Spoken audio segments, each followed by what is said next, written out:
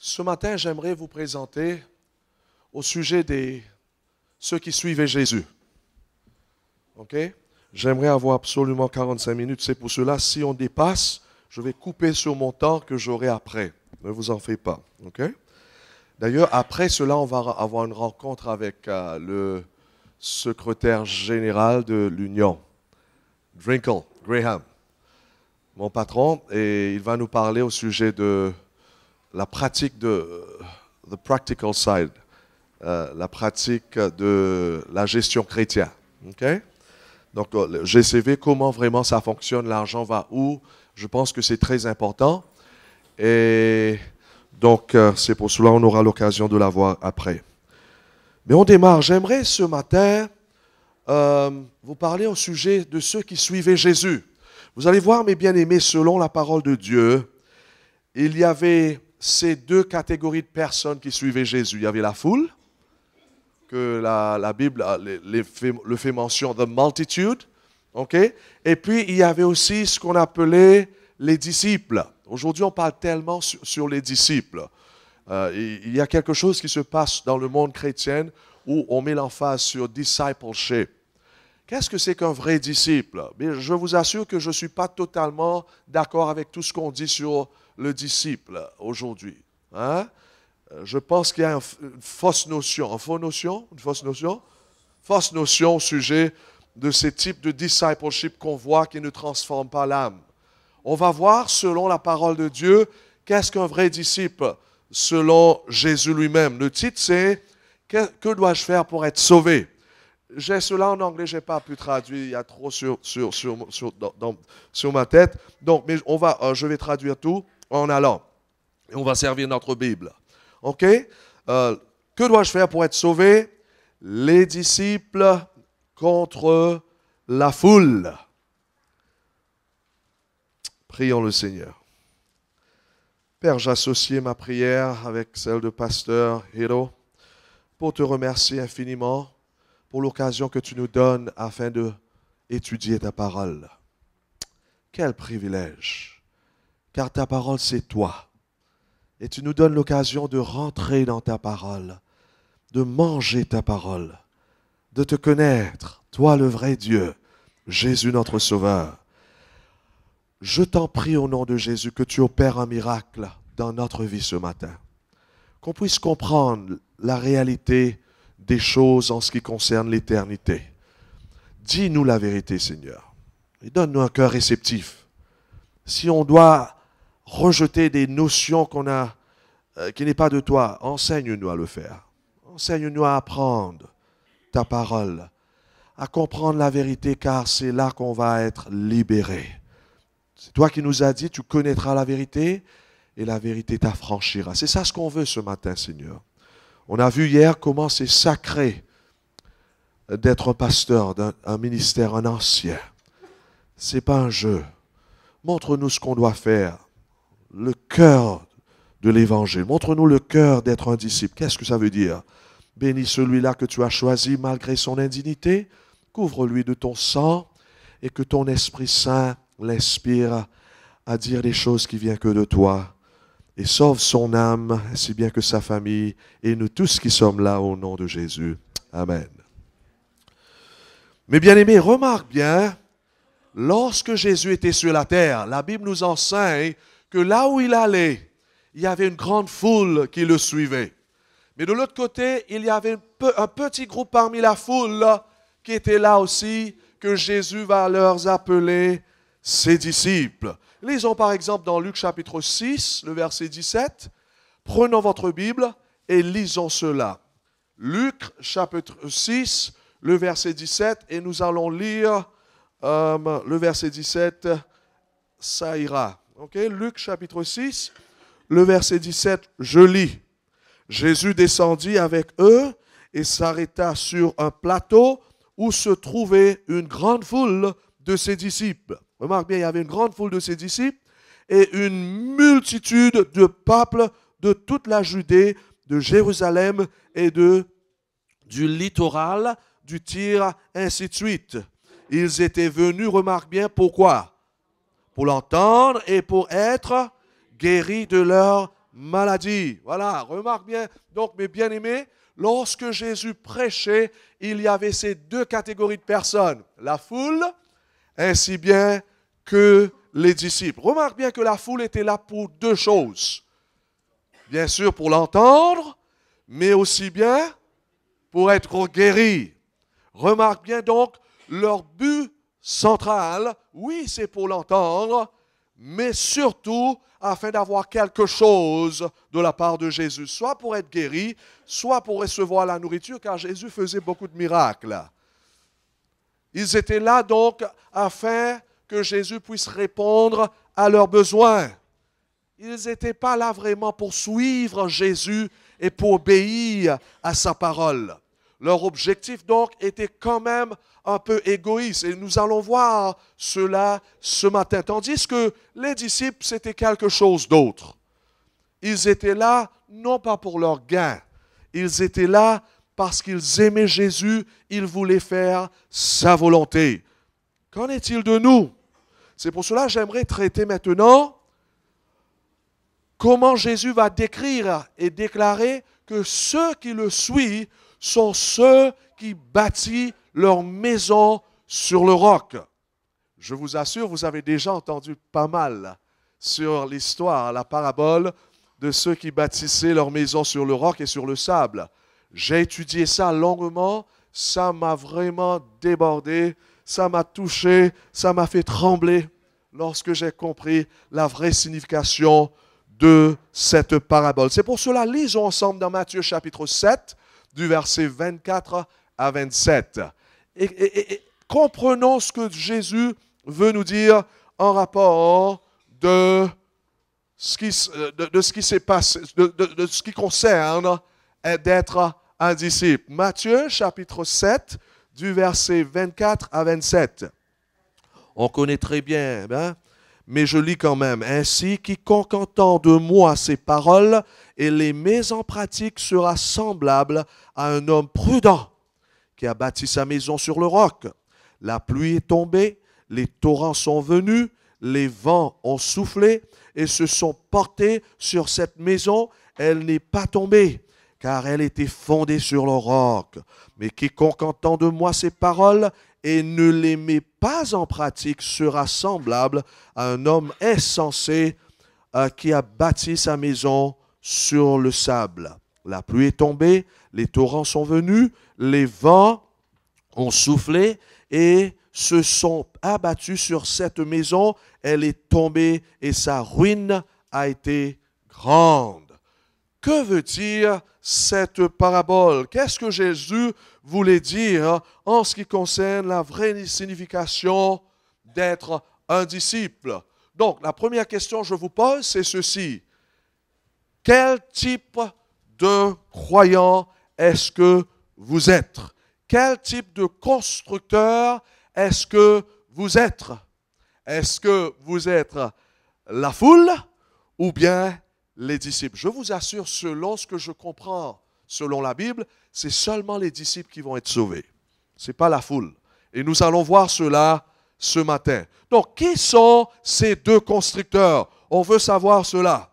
Surtout celui-là qui construit sur le sable. Vous pouvez parler maintenant. D'après vous, qui sont ceux qui bâtissent leur maison sur le sable? C'est la foule? Est-ce que ce n'est pas des gens athées ou bien des gens méchants? Non? Ce sont des croyants. Remarque bien dans le verset 26, qu'est-ce que la Bible nous dit dans le verset 26? Mais celui-là qui entend mes paroles, mais ne pratique pas. Donc il faut comprendre bien que celui-là qui bâtit sa maison sur le sable, ce sont des croyants. Ce sont des personnes qui entendent la parole de Dieu, ainsi bien que celui-là qui bâtit sur le roc. Tous les deux, ce sont des croyants. Ils entendent la parole de Dieu, mais malheureusement, celui-là qui bâtit sur le sable, il n'obéit pas à la parole de Dieu. C'est pour cela que j'aimerais que vous porterez votre attention sur le verset 24, le premier mot. Je ne sais pas si on dit ça dans la version française, mais remarque bien, il dit ainsi, quiconque. Qu'est-ce que veut dire le mot ainsi? En anglais, on dit therefore. Que représente ce mot ainsi? Hein? C'est une conséquence. Le mot ainsi, c'est un pont qui reliait ce qui a été dit avant et après. Donc, vous allez voir que cette parabole se reliait avec ce que Jésus avait dit avant. Qu'est-ce que Jésus va dire avant? Lisons ensemble dans le verset 21 maintenant à verset 23. OK? On veut savoir qui sont vraiment ces personnes qui bâtissent, ces chrétiens en d'autres mots, qui bâtissent leur maison sur le sable. Est-ce que quelqu'un peut lire? Quiconque me dit Seigneur, Seigneur, n'entrera pas forcément dans le royaume des cieux, mais celui-là seul qui fait la volonté de mon Père qui est dans les cieux. Beaucoup me diront ce jour-là, Seigneur, Seigneur, n'est-ce pas en ton nom que nous avons prophétisé, et en ton nom que nous avons chassé des démons, et en ton nom que nous avons fait beaucoup de miracles? Le verset 23 nous dit, alors je leur déclarerai, je ne vous ai jamais connus. Retirez-vous de moi, vous qui commettez l'iniquité. Wow. Est-ce que vous voyez qu'est-ce qui se passe là? Est-ce que vous voyez ces deux catégories dans ce qu'on vient de lire? Qui sont ceux qui bâtissent sur le roc? Ceux qui font la volonté de mon Père, voilà, c'est ça ce qu'il dit dans le verset 21. Qui sont ceux qui bâtissent sur le sable? Ce sont ceux qui disent Seigneur, Seigneur, mais qui ne font pas la volonté de Dieu. Donc, vous voyez, mes bien-aimés, ceux qui bâtissent leur maison sur le sable, ce sont ceux qui réclament Jésus comme leur maître, comme leur Seigneur. Remarque bien, ceux qui disent Seigneur, Seigneur n'entreront pas tous dans le royaume des cieux. Ce sont des chrétiens qui disent que Jésus est mon Seigneur, non pas seulement sauveur. Soi-disant, ce sont des gens qui se sont donnés à Dieu. Est-ce que vous remarquez ça? Plus que ça, c'est pas seulement qu'ils se sont donnés à Dieu, mais remarque bien, ce sont des personnes qui ont fait pas mal de bonnes choses pour Dieu. Vous avez vu ça? Le verset 22, qu'est-ce qu'ils ont fait? Ils ont prophétisé. Ils ont quoi? Chassé les démons. Ils ont fait pas mal des miracles. Est-ce que je peux ajouter les autres encore? Ils ont chanté. Ils ont fait porte-à-porte. Ils ont fait pas mal des choses pour Dieu. Ils ont retourné leurs dîmes. Ils ont fait des sermons. Ils ont fait tout ça. Mais malheureusement, selon la Bible, ce sont des personnes qui bâtissent leur maison sur les sables. Et on va voir pourquoi Jésus va dire. Et remarque bien, qu'est-ce qui va clarifier cela? C'est le jour du jugement. C'est pour cela qu'il dit, en ce jour-là. Quel jour ça? C'est le jour du jugement que vraiment ces deux catégories vont être mises au clair. La foule et les disciples vont être mis au clair. À jour. Mis au jour, voilà. Ils vont mis à jour, voilà. Donc c'est le jugement. Et d'ailleurs, il ne faut pas oublier ça. J'ai présenté cela hier soir. Il y aura un jugement. Hein? Dieu est amour.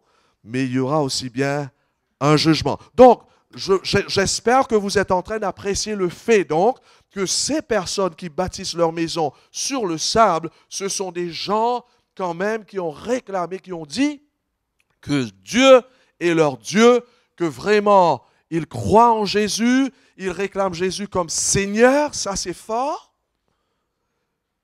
Et ils ont fait beaucoup de choses pour Jésus. En d'autres mots, apparemment, ce sont des gens très religieux. Ils ont fait tout ça, mais le jugement va révéler la vraie nature de leur caractère. Donc c'est pour cela, mes bien-aimés, il faut comprendre que lorsque Jésus parlait en ce qui concerne de ces gens qui bâtissaient leur maison sur le sable, c'était des gens supposés qui croyaient en Jésus, qui leur suivaient. Donc ces gens-là, c'était des gens qui vont dire à Jésus, oui, on va te suivre. Oui, on va aller partout où tu nous dis d'aller. Oui, on va faire ce que tu nous demandes de faire. On va prophétiser. On va chasser des démons. C'était des personnes avec des bonnes intentions, en d'autres mots. Mais Jésus maintenant va montrer la vraie qualité de celui-là qui me suit. Et il faut comprendre ça, mes bien-aimés. Ce n'est pas tout le monde qui dit, qui suit Jésus, qui en réalité suit son maître. Jésus va montrer la vraie nature d'un enfant de Dieu qui se prépare pour le ciel. Il va, en d'autres mots, retirer de la foule un groupe. Et il va les appeler ça, sont mes disciples, sont des vrais chrétiens, authentiques. Ce sont ceux qui vont rentrer dans le ciel et que je passerai toute ma vie, l'éternité, avec eux. Donc Jésus va vraiment identifier ceux qui l'appartiennent. Malheureusement, ce temps-là, beaucoup étaient prêts à se joindre à Jésus. Et Jésus va leur dire, écoute, c'est pas comme ça. Ça ne suffit pas simplement de me suivre. Jésus donc va expliquer l'authenticité d'être un vrai disciple. Qu'est-ce que ça veut dire vraiment quelqu'un qui me suit? Il va faire la différence donc entre ces deux-là. Et j'aimerais vous dire ce matin, c'est ça ce qui se passe dans notre Église. Ce n'est pas tous ceux qui vont à l'Église sont vraiment des enfants de Dieu. Parce que très souvent, beaucoup suivent Dieu afin que Dieu puisse leur donner des choses. Et on vit dans un siècle présent où beaucoup l'emphase se met sur répondre aux besoins du communauté, répondre aux besoins des membres de l'Église. C'est vrai qu'il y a une partie où vraiment on doit répondre aux besoins de nos membres. Mais de suivre Jésus, c'est de répondre aux besoins de Dieu. C'est de faire sa volonté. Car très souvent, lorsqu'on essaie de répondre aux besoins de Dieu, si je demande à quelqu'un, qu'est-ce que tu as besoin?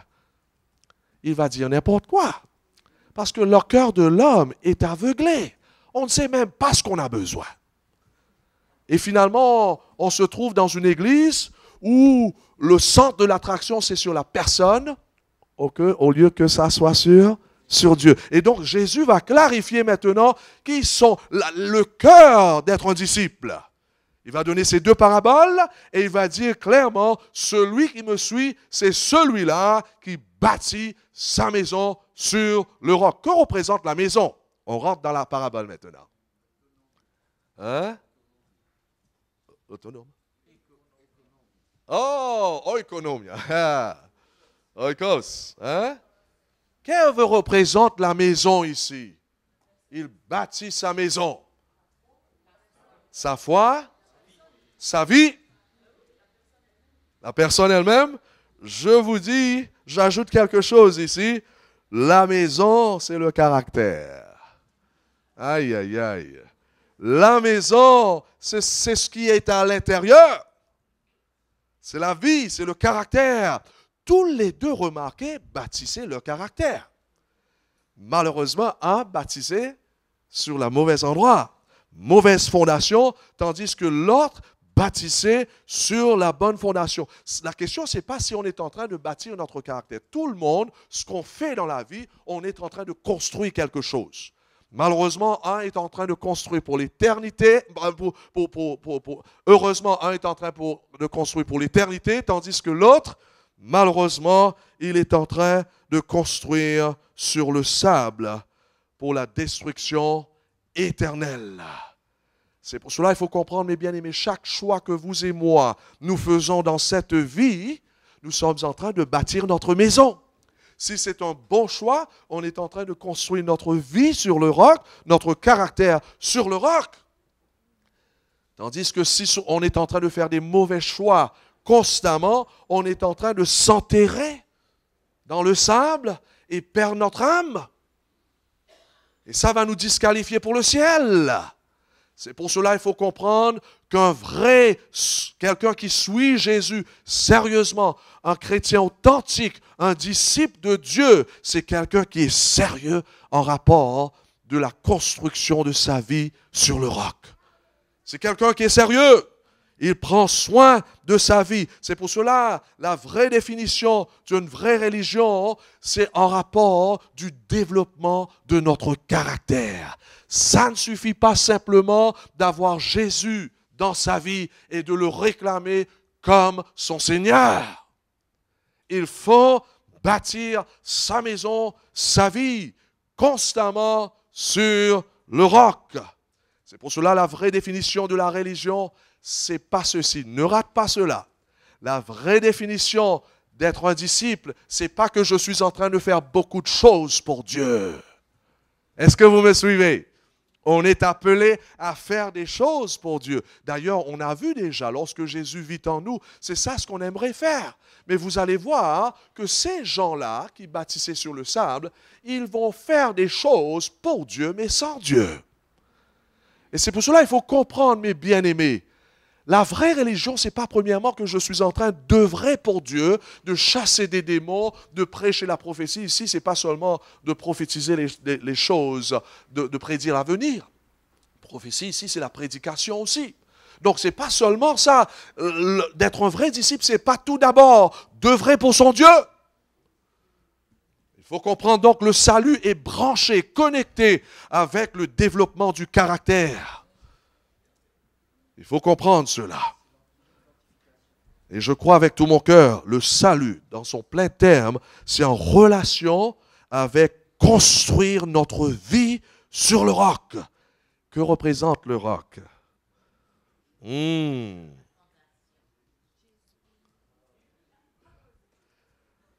Ah, j'entends plusieurs choses, c'est formidable. Tout ce que vous dites, c'est formidable, c'est vrai. Tout d'abord, lisons un petit peu. Matthieu 7, le verset 24, remarque bien ce que la Bible nous dit. Ainsi, tous ceux qui entendent mes paroles et qui les mettent en pratique sont comme quelqu'un qui bâtit sa maison sur. Donc, que représente le roc?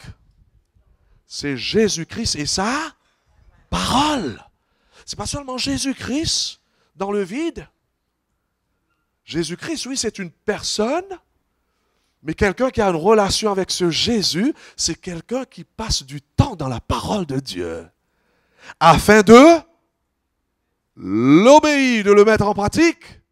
Un vrai chrétien qui suit son maître, qui est en train de bâtir sa maison sur le roc, c'est un chrétien très sérieux lorsqu'il concerne la parole de Dieu. C'est quelqu'un qui est en train de construire sa vie, son caractère, selon la parole de Dieu. Il faut faire attention, mes bien-aimés. Malheureusement, aujourd'hui, il y a beaucoup qui basent leur vie chrétienne sur des fausses autorités. J'aimerais vous mettre ces fausses autorités que beaucoup de gens dépendent là-dessus. Il y a 4, je mets là ici. Tout d'abord, il y a la tradition. Il faut faire attention parce qu'on est tenté, même au sein du christianisme, même au sein de l'adventisme, il y a beaucoup, pour eux, oui, la parole dit ça, mais quand même, on a certaines traditions, pasteur. Qu'est-ce que ça veut dire, tradition? Tradition ici veut dire quoi? Nous avons toujours fait de la sorte. OK? C'est vrai, on a des choses extraordinaires dont on faisait des choses. Il ne faut pas perdre des choses qui sont bonnes. Mais il faut comprendre que même nos traditions, il faut filtrer ces traditions à travers la parole de Dieu. Amen. Okay? Il faut absolument que lorsqu'on fait quelque chose, Dieu approuve cela à travers sa parole. Il y a aussi la coutume ou la culture. C'est-à-dire tout le monde le fait. Et ça, c'est quelque chose qui est en train, je vois personnellement, envahir les églises. Hein? On base notre foi maintenant de ce que la coutume ou la culture nous dit. Il y a des choses qu'on peut prendre de la culture ou bien de la coutume. Mais il faut faire attention, mes bien-aimés, car la coutume, les traditions, ça vient d'où en réalité? Du monde, du cœur de l'homme. Et n'oublie pas, l'homme est tombé. L'homme est voilé par nature. L'homme ne voit pas son Dieu naturellement. L'homme est centré sur le bas. Et c'est pour cela on a besoin tellement du Saint-Esprit afin de pouvoir discerner la volonté de Dieu. On a besoin de la parole de Dieu afin de discerner la vraie chose que vous et moi, nous avons besoin. Il faut filtrer ce que la culture ou les cultures nous disent. Ce qui est extraordinaire d'ailleurs. La parole de Dieu vient avec sa propre culture. Qu'est-ce que nous disons? Mais oui, la parole de Dieu nous enseigne la culture du ciel. Et c'est ça un vrai disciple de Dieu. C'est quelqu'un qui démarre une nouvelle vie en Jésus afin de vivre la vie du ciel même ici-bas, par la grâce de notre Seigneur. Et c'est la préparation exactement. Donc, et puis il y a aussi la raison, une fausse, il faut faire attention, des autorités qu'on ne peut pas dépendre là-dessus. La raison, il y a des gens qui suivent Dieu à travers la logique. OK? Et quelquefois, laisse-moi vous dire, ce que Dieu nous demande n'est pas logique. Surtout lorsqu'on démarre avec lui, on est encore bébé. Il y a des choses que la parole de Dieu nous dit, ce n'est pas encore clair. On ne voit pas vraiment la beauté de ce que Dieu nous dit. Est-ce que vous me suivez? Bien sûr, lorsqu'on grandit dans le Seigneur, là, boum, le Saint-Esprit nous éclaire et nous dit, waouh, c'est sensé ça. Voilà. Exactly. Donc, c'est pour cela, quelquefois, ce n'est pas clair. Mais l'homme de Dieu, un vrai disciple, c'est quelqu'un qui dit, même si je ne comprends pas, j'obéis à mon Dieu. Amen. Ça, la foi, hein? Ça, la foi, c'est de mettre notre confiance dans la parole de Dieu, malgré qu'on ne comprend pas. Et puis, bien, il y a aussi les émotions. OK? Il y a des gens, les chrétiens, qui sont forts sur les émotions. Qu'est-ce que c'est que ça? On a le sentiment que c'est juste. Il y a même les églises qui sont fondées sur les émotions. Pour eux, s'ils ne sentent pas quelque chose, qu'est-ce qui se passe pour eux? Dieu n'est pas là. Laisse-moi vous dire, c'est vrai que Dieu travaille à travers l'émotion. C'est un don extraordinaire, les émotions. On peut pleurer, on peut sourire, on peut sentir quelque chose. Mais il faut comprendre que Dieu ne fonctionne pas seulement au niveau des émotions. Dieu fonctionne à travers sa parole. Amen. Car Satan travaille à travers les émotions. Oui, mon frère William. Comment?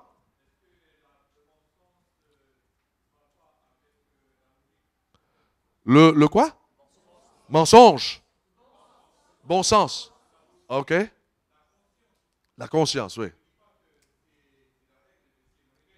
Oui. Bien sûr. Oui. Bien sûr. Exactement. Merci que tu as fait ça. Merci que tu as clarifié ça. C'est vrai, hein? C'est là que ça démarre. OK? C'est là où Dieu travaille à travers même sa parole. Et c'est là que ça clique. Ça donne le clic et ça réveille la conscience et on va chercher Dieu. C'est tout à fait vrai, mon frère. Hein? C'est tout à fait vrai. Dieu travaille à travers.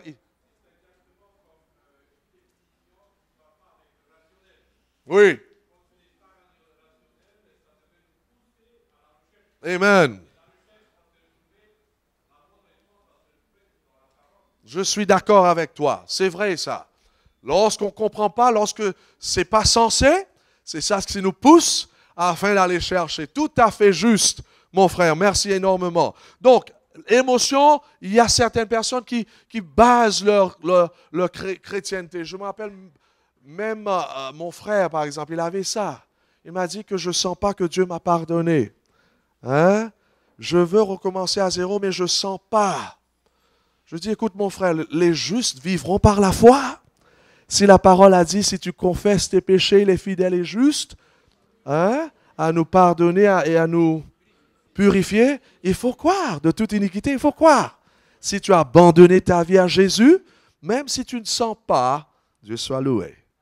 Dieu est fidèle et juste à sa parole. Et Satan aussi, n'oublie pas, il travaille à travers les émotions. Donc, il ne faut pas baser notre christianisme surtout sur les émotions. Merci Seigneur, on peut sentir la joie du Seigneur, de la paix profonde, mais il y a aussi une fausse paix. Hein? Fausse joie, une fausse amour. Et il faut faire attention. Donc, ça veut dire, mes bien-aimés, celui-là donc qui est un vrai disciple selon ce qu'on est en train de voir, c'est celui-là qui est en train de suivre son maître, c'est celui-là qui est en train de construire sa vie, son caractère, sur la bonne fondation, c'est-à-dire sur la parole de Dieu. Ce n'est pas sur n'importe quelle fondation, ce n'est pas sur la tradition, ce n'est pas sur les coutumes, ce n'est pas sur la raison, ce n'est pas sur les émotions, mais sur ce que Jésus nous dit, nous enseigne de sa parole. Maintenant, la question se pose, selon cette parabole, pourquoi est-ce qu'on a besoin tellement de ce développement du caractère? Pourquoi? J'ai bien précisé, selon cette parabole.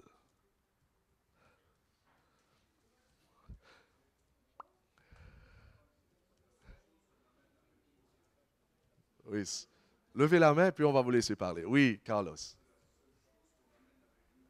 C'est vrai, c'est la seule chose qu'on amène avec nous dans le ciel. Hein? Maintenant, regarde dans la parabole.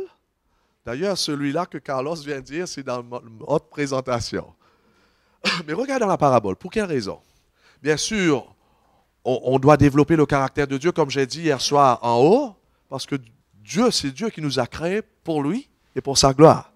On vit à cause de Dieu. Donc, c'est pour cela le peuple de Dieu est appelé à grandir dans le fruit de l'esprit, dans le caractère de Dieu, afin d'apporter la gloire à son Saint-Nom. Comme Carlos a dit, on devrait développer le caractère pour l'éternité, mais selon la parabole, remarque bien, qu'est-ce qui va arriver? Vas-y. C'est pour tenir face aux tempêtes. Et ça, on ne parle pas tellement trop, ça. Et je loue Dieu pour l'Église qu'il nous a donnée. Parce qu'on a une eschatologie extraordinaire lorsqu'il s'agit de comprendre ce qui va se passer dans les derniers temps. L'Église adventiste, on sait très bien ce qui va nous arriver bientôt dans ce monde. En ce qui concerne les temps de trouble, ça va être réel aussi. Avant de se jouir d'une vie éternelle avec Dieu, les enfants de Dieu vont traverser des moments difficiles sur cette terre. Et c'est pour cela, selon cette parabole, c'est impératif. C'est plus qu'important pour vous et pour moi de grandir et de développer ce caractère de Dieu dans notre vie. Pourquoi? Parce qu'il y aura des tempêtes de la vie. D'ailleurs, les tempêtes commencent maintenant. Hein? Les tempêtes commencent désormais. Quelqu'un perd sa famille ou bien perd sa femme dans l'adultère ou bien son mari. Quelqu'un perd son enfant à travers une maladie. Ce sont des tempêtes de la vie. Quelqu'un perd son boulot. C'est une autre tempête. Qu'est-ce qu'on fait lorsqu'on perd notre boulot? Qu'est-ce qu'on fait lorsqu'on perd notre enfant? Très souvent, ce qui se passe avant que l'épreuve arrive, on est fort. On est solide. On est prêt à faire beaucoup de choses pour Dieu. Mais lorsque la tempête arrive, qu'est-ce qui se passe? Très souvent, beaucoup s'écroulent. La maison s'écroule. Et c'est dangereux cela parce que, d'ailleurs, c'est la tempête qui définit le caractère, qui montre si vraiment on a bâti notre maison. Et moi, comme je vous ai dit quelques jours de cela, mon cœur est peiné, par exemple, de voir, par exemple, je ne sais pas si on a eu ça ici, mais je vois ça dans le monde en entier, le moment où il y a un problème, un pasteur est convoqué parce qu'il a fait quelque chose de mal et on le retire, la personne va tout de suite à la justice pour mettre l'église ou la mission ou la conférence, la fédération ou l'union ou n'importe la conférence générale à la justice. Je dis, mais tu n'as jamais compris l'évangile. Tu n'as jamais bâti ta vie sur le Christ. Car l'Église, c'est le corps du Christ. Nous, on est en train d'amener le pasteur Ted Wilson à la justice, mais c'est Dieu qu'on amène à la justice. C'est Jésus. Donc la tempête est tout le temps là pour révéler qui est notre maître, si vraiment Jésus a été notre maître. Si on avait vraiment pris du temps à bâtir notre vie sur le roc. C'est pour cela qu'il faut comprendre, mes bien-aimés, aimer ou bien aimez pas, la tempête va nous arriver. On aura des problèmes dans la vie. D'ailleurs, la vie, c'est une série de problèmes. On passe à travers la vie. Personne d'ailleurs ne passe à travers la vie sans problème. La vie, c'est une série de problèmes, c'est une série de tempêtes. Car chaque fois, lorsqu'on résout un, il y a un autre qui nous attend derrière la porte. Oui ou non? C'est ça la vie. Personne n'est immunisé du problème, de la peine, de la souffrance. C'est juste là devant la porte. Il nous attend. Même pour ceux qui bâtissent sur le roc. On n'est pas exclu de ça. Dieu va nous permettre de traverser ces moments. Pourquoi ces épreuves? Bien sûr, ces épreuves, c'est là pour nous éprouver, pour nous montrer si on est sur la bonne voie, pour nous montrer vraiment ce qui se trouve au fond du cœur. Ces épreuves-là, c'est là aussi pour nous aider à grandir. C'est pour cela qu'il faut comprendre, chaque fois lorsqu'on est frappé par des épreuves, mes bien-aimés, Dieu sait déjà. Ça ne surprend pas Dieu. Dieu sait déjà. Car tout ce qui nous arrive est filtré par la volonté de Dieu. Amen. Tout c'est filtré. Je ne parle pas pour les gens du monde. Je parle pour ceux qui donnent leur vie à Jésus. Tout est filtré. Et c'est pour cela, c'est ce qui est important, c'est que Dieu va ne nous jamais laisser traverser des moments difficiles qu'on ne peut pas traverser dedans. 1 Corinthiens chapitre 10, le verset 13. Aucune tentation vous est survenue. Hein? Dieu va ouvrir une porte, afin de s'en sortir. Amen. Donc, ces épreuves de la vie, c'est ça aussi qui nous prépare pour les plus grandes épreuves. Mes frères et mes sœurs, si on est en train de tomber avec un petit truc maintenant, comment est-ce qu'on va traverser ce qui va frapper le monde? Hein? Si un plat de nourriture nous tue, on ne peut pas résister. Comment ça va se passer lorsque vraiment on ne pourra plus acheter, ni vendre, ni acheter? Waouh! Ça me fait trembler parce que moi, je ne peux pas résister jusqu'à maintenant. Hein? Je commence. D'ailleurs, je vous encourage, essayez de trouver un jour par semaine de jeûner. Et la White parle de ça. Ça nous prépare. Hein? Un jour, pas manger. Si tu ne peux pas, si vraiment tu as gastrique, on dit? Gastro, tu ne veux pas aller trop vite. Hein? Mais il faut s'entretenir. Hein? Donc, ces épreuves nous préparent pour les plus grandes épreuves. Et l'Église adventiste, on a bien compris l'Apocalypse, je crois avec tout mon cœur, afin de savoir que ça ne va pas être plus facile. Les crises économiques qu'on voit, je pense que ça va s'empirer. Je ne sais pas, Pasteur Kouti, qu'est-ce que tu en penses? On sait très bien, ça ne va pas être plus facile. Ces tas d'immoralité qu'on voit dans notre monde aujourd'hui qui est en train d'affecter l'Église, ça ne va pas améliorer. C'est pour cela, je pense avec tout mon cœur, si vous et moi, nous ne décidons pas de bâtir sérieusement notre vie sur le roc, on va être emportés lorsque ces choses nous arrivent. C'est sérieux. Et c'est pour cela, je pense que vraiment nos membres doivent savoir cela. Les choses vont s'intensifier. C'est pour cela, écrivez maintenant sur votre agenda. Il y aura des épreuves. OK? Écris ça. Peut-être présentement, lorsque je vous parle, il y a ceux qui traversent des moments difficiles. Là, présentement, des épreuves. Écrivez. Mais ne pense pas que vous êtes tout seul dans ces épreuves. Jésus vous a promis, il m'a promis qu'il sera avec nous tous les jours dans notre vie. Mais pas lorsqu'on bâtit sur le sable. Il y a des conditions même pour ce texte. D'accord? Malheureusement, qu'est-ce qui est dangereux selon cette parabole? Les tempêtes vont arriver. Malheureusement, il y a des chrétiens qui sont en train de bâtir sur le sable. Lisons à propos de ceux qui bâtissent sur le sable. On a besoin de tableau. Hein? Lisons ceux qui bâtissent leur maison sur le sable. Qui sont ces gens? Remarque bien dans le verset 26. Ce sont ceux qui entendent la parole, mais qui ne le mettent pas en pratique. Qui sont ces personnes?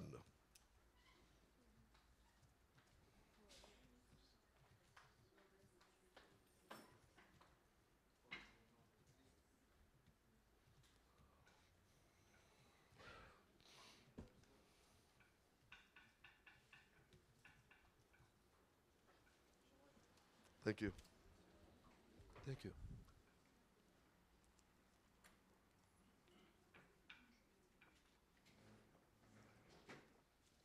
Ne rate pas surtout ça. C'est pour cela que je vais changer de direction afin de captiver votre attention. Capturer, hein? Captiver.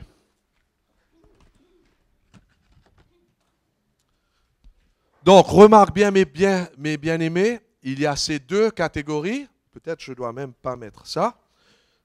Plus tard, on va mettre ça. Il y a ces deux catégories. Il y a cette maison-là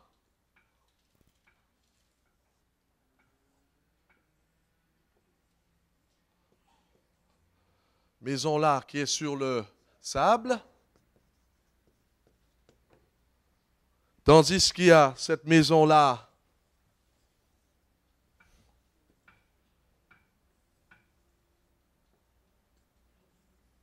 qui est sur le roc, comme on écrit, hein? C'est quoi?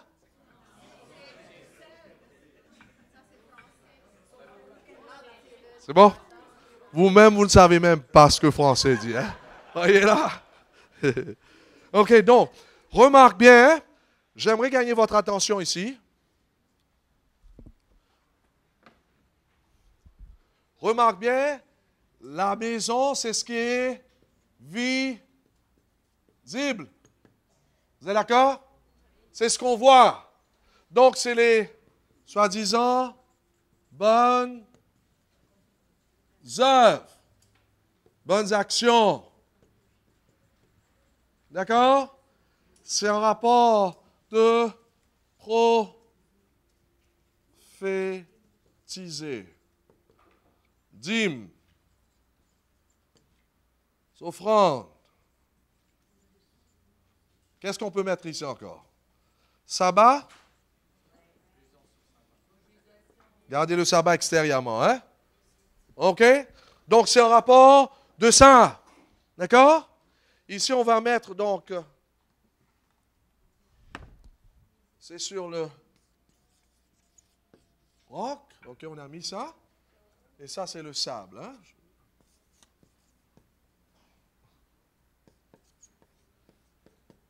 D'accord? Voyons ce que veut dire maintenant de bâtir sur le roc et de bâtir sur le sable. Bien sûr, on a dit le roc, c'est quoi? C'est Jésus et... Il faut spécifier hein, la parole. Hein? La parole. Qu'en est-il du sable? Ah. Du sable, c'est des fables. Wow. C'est des traditions peut-être, hein? Sur la coutume, comme on a vu tout à l'heure. Ah, j'ai entendu le mot.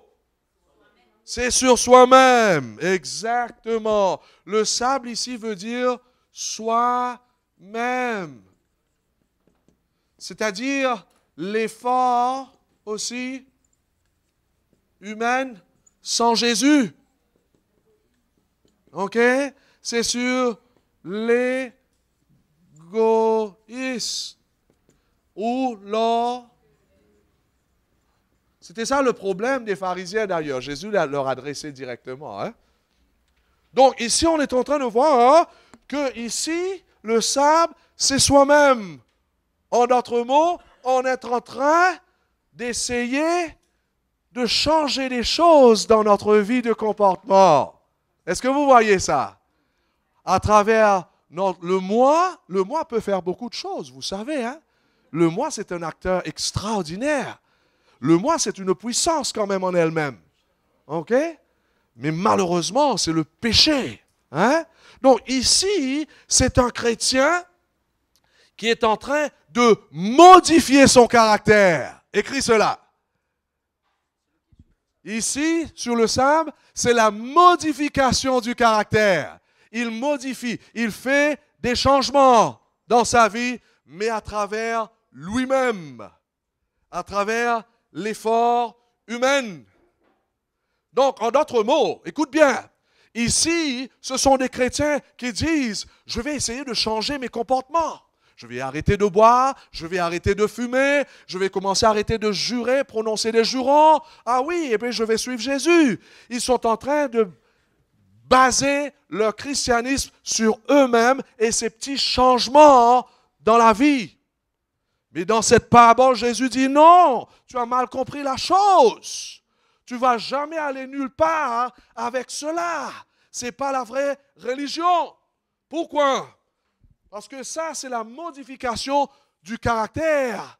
Ces changements, n'importe quelle personne peut faire ça. Même les athées peuvent faire ça. Aujourd'hui, on voit que les athées sont plus sérieux au sujet de la nourriture, beaucoup plus que même nous, dans beaucoup de sens. Voyez-vous? Donc, ces petites modifications-là, n'importe quelle personne peut faire. Laisse-moi vous dire, même ce que je fais là, si on entraîne quelqu'un athée de prêcher là, il va vous toucher, il va vous faire pleurer. Mais est-ce que ça veut dire que Jésus œuvre en lui? Voyez-vous là? Donc ici, c'est un chrétien qui a mal compris. C'est un chrétien superficiel. Il dit, oui, je fais faire des petits changements, et le moi peut faire ces changements, mais c'est superficiel. Et le problème, c'est ceci. Ne rate pas. Lorsque la tempête de la vie arrive, ces gens-là vont quitter Jésus. Ce sont ces gens-là qui vont donner problème à l'Église. Ce sont ces gens-là qui font faire des choses que vous allez dire, jamais j'ai pu penser qu'il allait faire ça. Et on voit quelquefois, même dans la vie de nos membres, les gens qui se donnent beaucoup et on dit, man, il n'y a personne comme lui. Mais le moment où il y a un problème à la maison, la personne quitte Dieu, quitte Jésus, et il y a des choses qui se passent, on ne comprend pas. OK?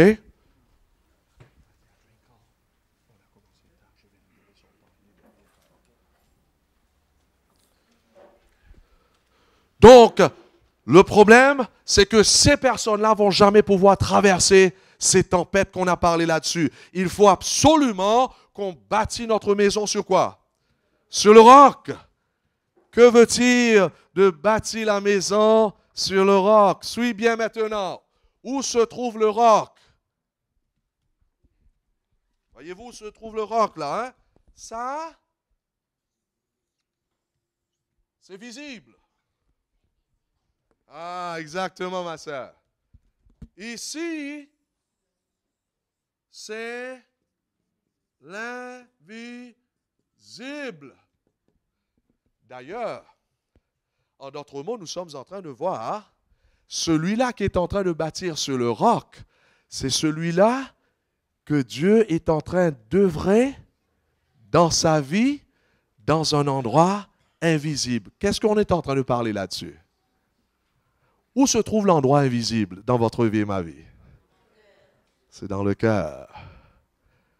Ici, c'est un chrétien qui a donné son cœur à Jésus et qui le permet tous les jours que le Christ œuvre en lui et transforme son caractère. J'ai dit avant, pasteur, que je vais prendre mon temps plus tard. Hein? Comment? Oui, et puis après ça, j'ai. OK? Donc, on ne peut pas rater ça, hein? C'est sérieux, là, hein? OK?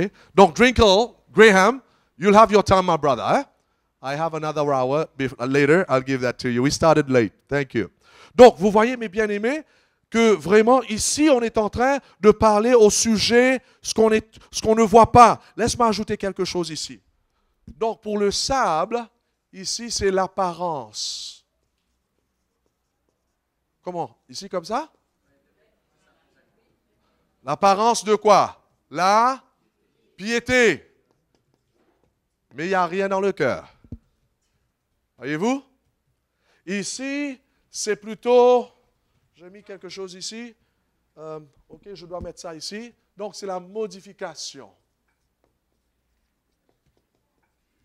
du caractère. Qu'en est-il d'ici? Ici, c'est la transformation du caractère. Et c'est seulement le Saint-Esprit qui peut faire ça. Seulement lorsque Jésus réside dans le cœur que vraiment on peut avoir cette transformation du caractère. En d'autres mots, mes bien-aimés, d'ailleurs, si vous lisez dans Luc chapitre 6, le verset 45 à 49, Jésus va donner la même parabole. Vous savez ça. Mais Jésus va ajouter quelque chose. Lisons ensemble. Qu'est-ce que Jésus va ajouter? Luc chapitre 6, voilà, c'est là-bas.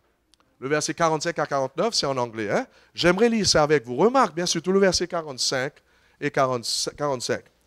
Remarque bien que représente de fonder sa vie sur le roc. Luc 6, 45. C'est la même parabole, vous allez voir. Mais juste avant que Jésus donne la parabole, Jésus va dire, l'homme bon tire le bien du bon trésor de son cœur, et le mauvais tire le mal de son mauvais trésor, car c'est de l'abondance du cœur que la bouche parle. Pourquoi m'appelez-vous Seigneur? Jésus va dire après, Seigneur, et ne faites-vous pas ce que je dis. Tout homme qui vient à moi entend mes paroles et les met en pratique, je vous montrerai à qui il est semblable. Il est semblable à un homme bâti sa maison sur le roc. Donc c'est la même chose. Mais ici, c'est extraordinaire. Jésus va relier le travail de construction sur le roc au travail du cœur. En d'autres mots, ce qui se passe dans cet endroit où les autres ne voient pas. Beaucoup de chrétiens s'appellent des chrétiens, mais Jésus n'est pas dans le cœur. Le Saint-Esprit est encore un étranger dans ses cœurs. Ce sont des chrétiens, en d'autres mots, qui veulent suivre Jésus selon leur agenda. Est-ce que vous me suivez? Lorsqu'il s'agit de vraiment changer le cœur, la personne ne veut pas. Il veut suivre Dieu selon son agenda. Lisons dans 1 Samuel chapitre 16. Écoute ce que la Bible nous dit. 1 Samuel chapitre 16, le verset 7.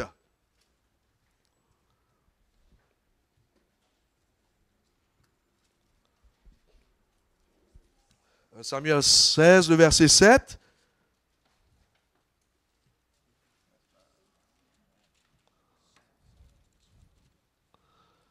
Il dit ceci, mais l'Éternel dit à Samuel, ne prends pas garde à son apparence et sa haute taille, car je l'ai rejeté. Il ne s'agit pas de ce que l'homme considère. L'homme regarde à ce qui frappe les yeux, mais l'Éternel regarde au cœur. Amen.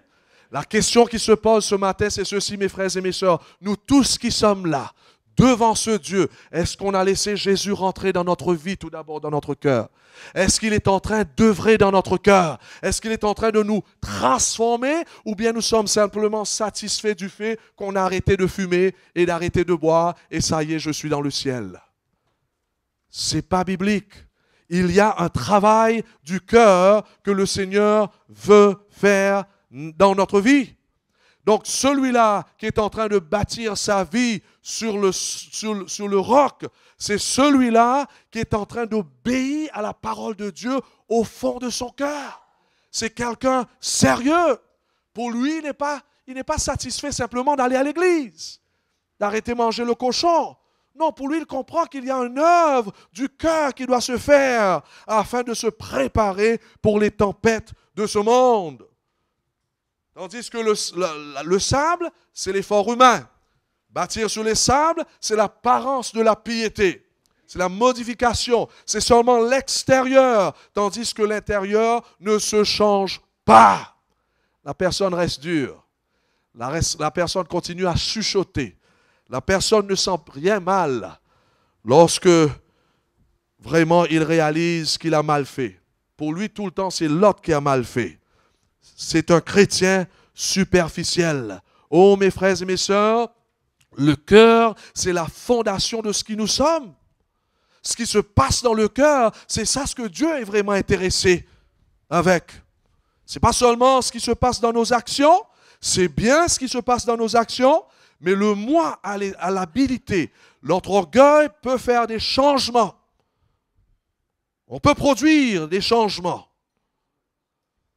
Mais ce qui se passe dans le cœur, c'est seulement l'Évangile qui peut transformer. C'est seulement le Saint-Esprit. On ne peut pas le faire. D'ailleurs, c'est ça l'Évangile. L'Évangile nous dit, tu as besoin de Jésus dans ta vie.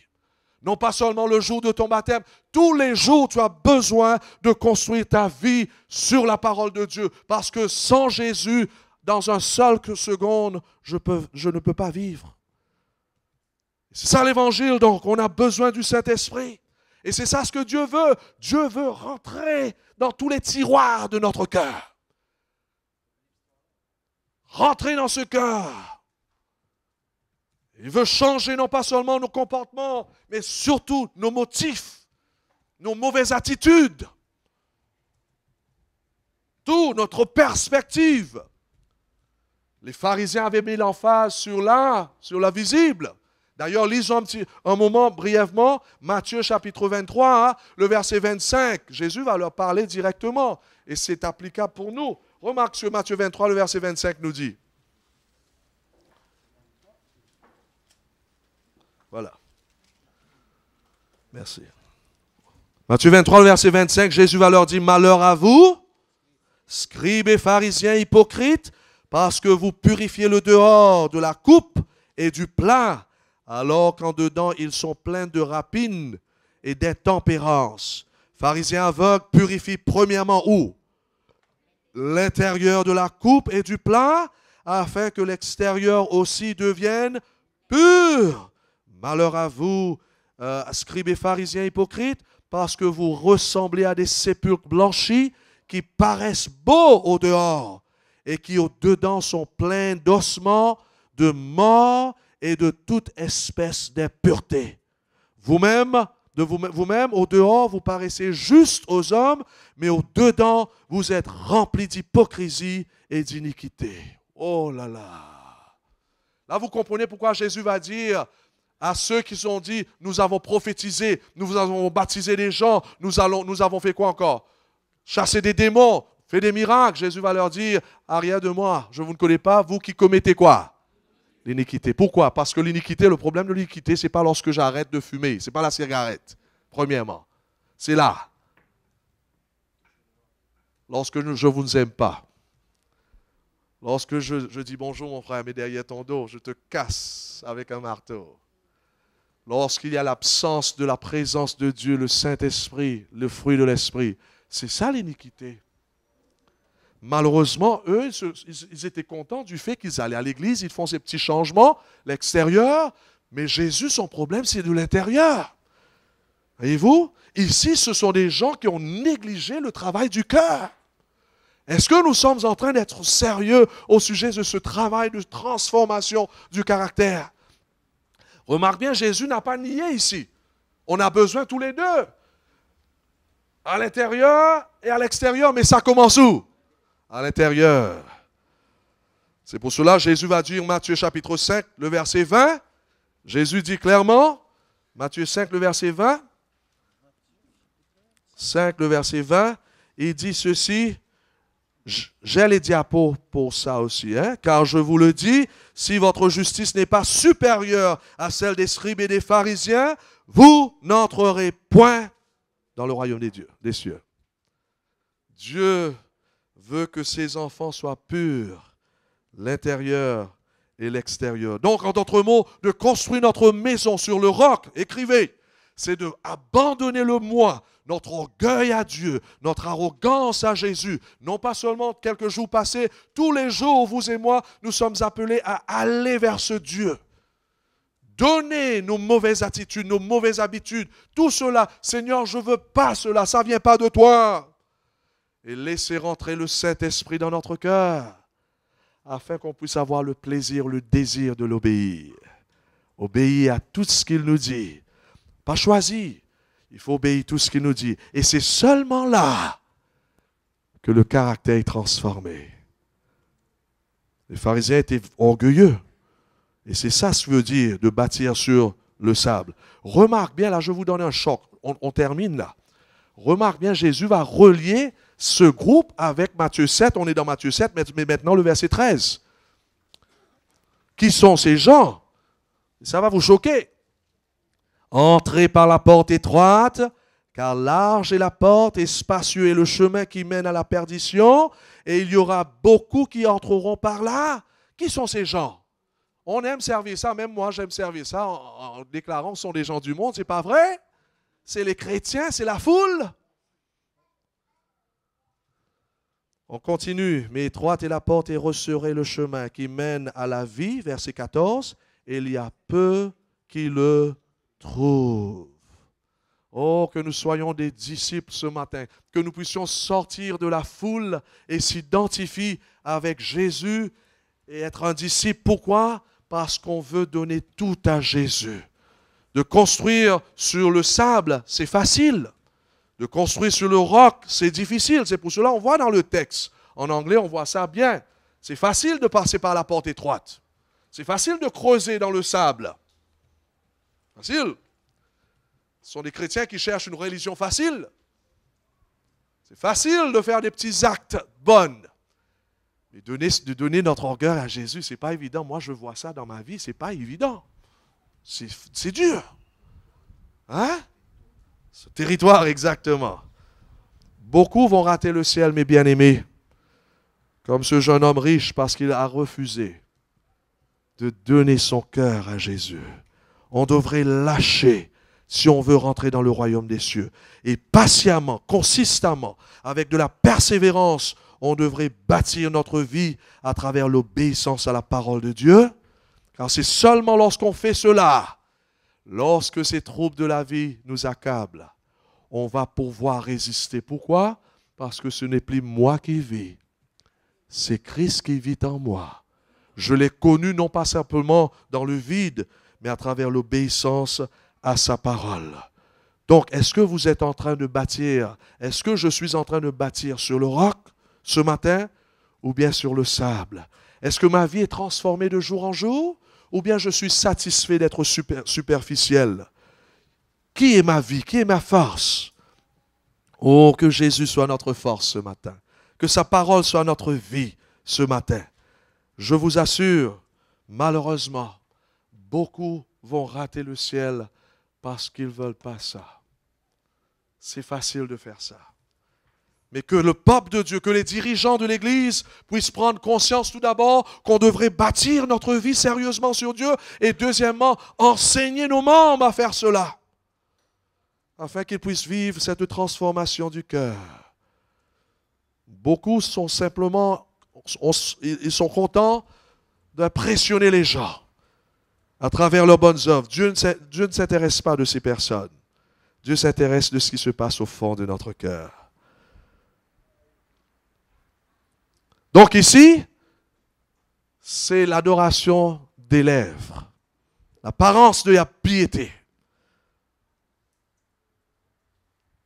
Tandis que de bâtir sur le roc, c'est d'abandonner soi-même constamment à Dieu, en obéissant à la parole de Dieu. Amen. Que Dieu puisse nous bénir ce matin, afin que ça soit notre pratique, tous les jours, d'aller constamment vers Dieu, de mourir au moi. C'est pas facile, c'est pas évident. Quelquefois, on a raison et quelqu'un a tort. Mais le fruit de l'esprit, c'est la patience. La personne qui bâtit sur le roc, il est prêt à attendre jusqu'à ce que Jésus revienne, afin de déterminer qui avait raison, qui avait tort. C'est pas évident ça. Car ma nature, je veux traiter la chose là maintenant. Et que Dieu nous bénisse. Et prions le Seigneur. J'aimerais appeler quelqu'un. Pasteur Kouti, tu veux prier pour nous, s'il vous plaît? Je me rappelle lorsque j'étais à Nouméa, lorsque c'était le moment de prier, j'appelais Pasteur Kouti. Je sens vraiment la présence de Dieu. Prie pour nous, pasteur. On va se mettre debout, s'il vous plaît.